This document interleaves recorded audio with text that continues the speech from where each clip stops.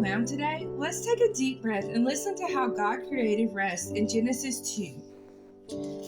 Thus, the heavens and the earth were completed in all their vast array. By the seventh day, God had finished the work he had been doing. So on the seventh day, he rested from all his work. Then God blessed the seventh day and made it holy, because on it he rested from all the work of creating that he had done. This is the account of the heavens and the earth when they were created, when the Lord God made the earth and the heavens.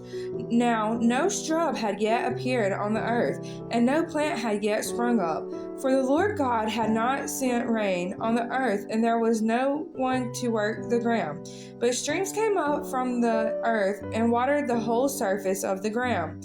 Then the Lord God formed a man from the dust of the ground, and breathed into his nostrils the breath of life.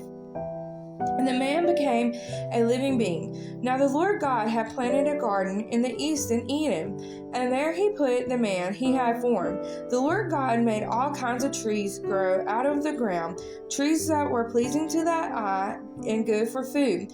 In the middle of the garden were the tree of life and the tree of the knowledge of good and evil. A river watering the garden flowed from Eden. From there it was separated into 4 headwaters. The name of the first is the Pishon. It winds through the entire land of Havilah, where there is gold. The gold of that land is good. Aromatic, resin, and oxen are also there. The name of the second river is Gishon. It winds through the entire land of Cush.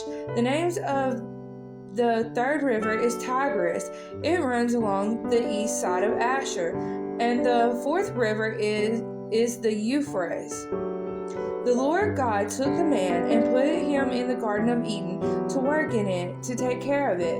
And the Lord God commanded the man, "You are free to eat from any tree in the garden, but you must not eat from the tree of knowledge of good and evil, for when you eat from it, you will certainly die."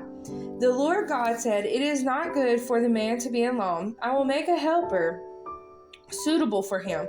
Now the Lord God had formed out of the ground all the wild animals and all the birds in the sky. He brought them to the man to see what the man would name them.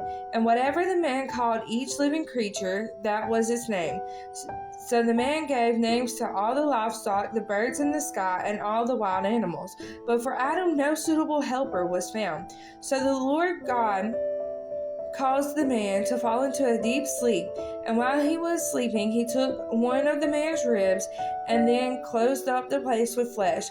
Then the Lord God made a woman from the rib he had taken out of the man, and he brought her to the man. The man said, "This is now bone of my bones and flesh of my flesh. She shall be called woman, for she was taken out of man." That is why a man leaves his father and mother and is united to his wife, and they become one flesh. Adam and his wife were both naked, and they felt no shame.